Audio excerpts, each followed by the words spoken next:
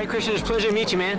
Nice to meet you. Thanks for coming out. Yeah, man, I couldn't help but I'm gonna notice and I'm gonna keep walking by, man, and I'm gonna see these massive 37s on this 200 series. So we had to stop by and you know, I'm gonna see what it's all about. It's quite the project. Had a lot of fun doing it.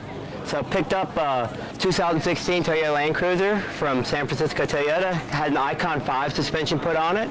Came with 33s. Loved it. Figured that upgrade was necessary. Took it down to Extreme Land Cruiser. They put some front runner stuff on it. Put the Viper 4x4 bumper on there. And drove it around for a couple of months and said I needed something bigger. So decided to put some 37s on there. I have a local shop in Citrus Heights, California, Hunter's 4x4, and took it down there. And we were actually talking about 35s. Right. And they said that's going to take a little bit of work. I said, well, let's do the work and do 37s. So they came in, and then we actually literally, the maximum size was 33s without any work. So we literally went in and did body work. We had to do a lot of cutting front and back. We had to get some spacers in there to get the bigger and new rims. And then they actually moved the KDSS system a little bit to make room for everything. Did a lot of shuffling around. They came in and they literally cut out a couple of inches of the body. If you feel here, this is all rolled steel. Super nice. They did amazing work. It looks great. They had to redo the inside wheel well. They redid this back and front, put everything back together, and came out super smooth. It looks monster with the 37s on there. So. It's proportioned just right. I did re-gear it with 4.81, obviously front and back. It's got ARB front and rear lockers, skid plates all the way through, front and back, all the way down the middle. And then I've got these Metal Tech rock sliders as well. So this thing will go almost anywhere. Awesome. You take it off-road ever? Yep. We've taken it down a couple of good trails. It was just in Vermont doing some off-roading behind some of the Unimogs up there and some big Hummers, and awesome. It held its own. That's awesome, man. That's what it's all about. Yep. They're awesome vehicles. And all the inside, all the great inside material works awesome. So, you know, it has all the crawl control and stuff like that. All still works, all still attached. Even all the radar and adaptive cruise control, everything all works.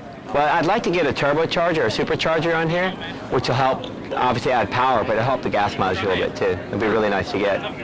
That's the next project. And then we got lights all around. I've got front runner lights except for the front bar. All right, dude, so I cannot help but notice what you got going on here. So tell me a little bit about this. All right, this is called the Hitch Rack. It's done by our company, Rubicon Expedition Products.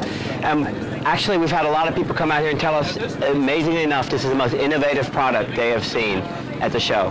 And what we've done, we've taken the rooftop tent and brought it to our hitch. So what it does, it brings it off the roof, brings it to the ground, makes it very convenient, makes it easy to get in and out once you deploy it. It deploys super easy. Can you show us? Sure. Yeah, let's see this thing in action. So basically, you unlock it, bring the legs out,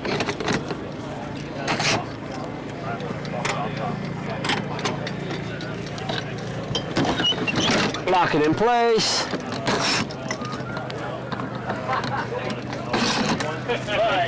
Unlock it down here.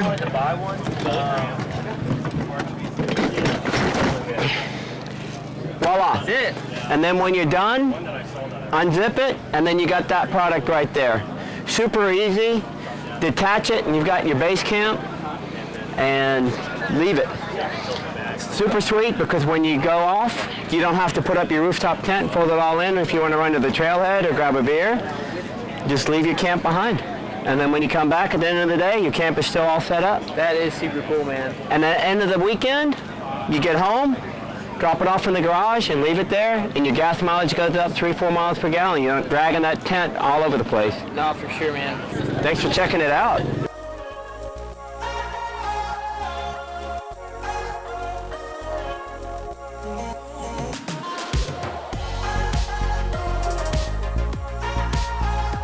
Hey Rob, it's a pleasure to meet you, man. Hey, very nice to meet you too. Yeah, man. I saw I'm a GX460. I'm running around up there, and you know, we had to come find you, man. Yeah, this thing looks, thanks. I mean, like spectacular. It's a 2019, right? It's a 2019. Yep. It's I don't know if there's a more built 2019 in the country. So right now we've got about 16,000 miles on it. When we built it up, it basically had 0 miles on it. This build started as I talked to Pete at Mainline Overland, I think you're familiar with.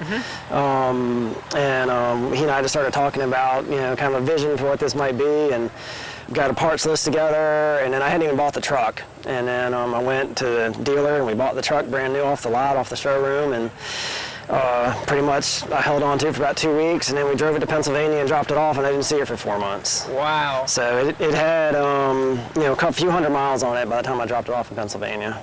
Okay, but now about 16,000 miles we put on it since probably April. Suspension-wise, man, what'd you have done? So suspension-wise, we went Icon Stage 7 kit. It's the whole Icon kit. We had the Overland weight springs in the rear of it. We just recently swapped those out for the Dobinson armored springs. We were a little saggy with the Overland weight springs, but other than that, it's the full Icon kit. What kind of wheels? So these are the Evo Course, and then we're running 285/75 R17, so about a 34-inch tire. So we went 488s in this with E-lockers front and rear.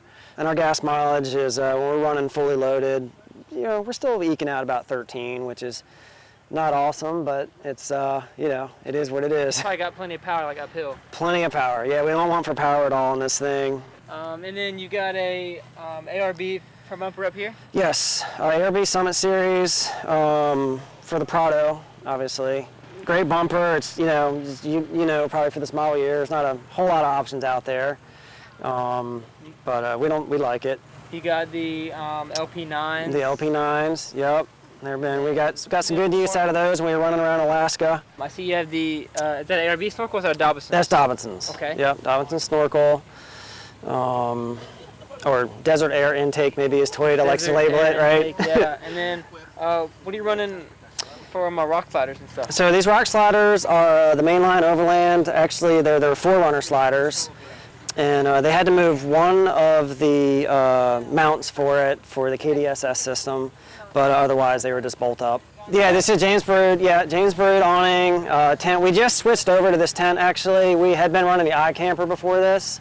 iCamper is a great tent. It's if you want the biggest tent you can get, that's probably where you want to go.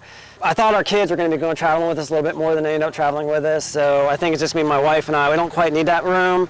Right. We're able to keep all our bedding up there, which gives us more space in the GX. I mean, absolutely. Yeah. So, all right, man, so what do you got going on in the rear here? Because it looks like a lot of fun. We got a lot of stuff going on back here, don't we?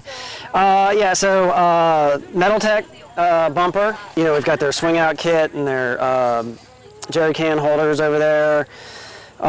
We've also back here, we're running our ISI bicycle carrier. I do a lot of cycling. That's kind of my, That's awesome, man. my hobby. You like cycle too? Yes, I do. Yeah, man, I love the mountain bike as well. It's been a rock solid rack. It's pretty slick. I can give you a quick show how it works here, but you can you just pull this guy right here and pull this pin out, and this guy folds down just like so. And then the slick thing here is you can pop your tailgate or your swing out open here and get in the back without having to take your bikes off, right? And it's, it's a really, the rack's got great departure angles, all that. We've dropped it a few times off some ledges and caught it, and it's held up fine. Yeah, that's sweet, man. No issue. That's definitely a very innovative way to carry your bikes. It is. Keep our sat phone right here in case emergencies. Anytime we go out with anybody who goes with us, we always tell everybody, that's the community phone right there. Something bad happens. It's a good way to get some help. Nice, one of the goals with this truck was, we wanted to build it for adventure and what we wanted to do, but I also wanted to try to keep it as clean as possible. All right, so what's going on up under here? So under here we've got our Red Arc 30 for our power management for the dual battery system with our S-Pod Bantam controller up here, and then we've got our twin ARB compressor. Otherwise, everything else in here is stock. Awesome, man. Hey, I really appreciate you showing us around this thing. Yeah, thanks so much. Yeah. I appreciate it. Thanks for coming and checking it out. We're about to get wrapped up and head back to Florida. It's been an awesome time. We met some great people. Yeah, thank you to everyone who stopped by, and I'm gonna grab some swag and stuff. We'll see you guys at the next event.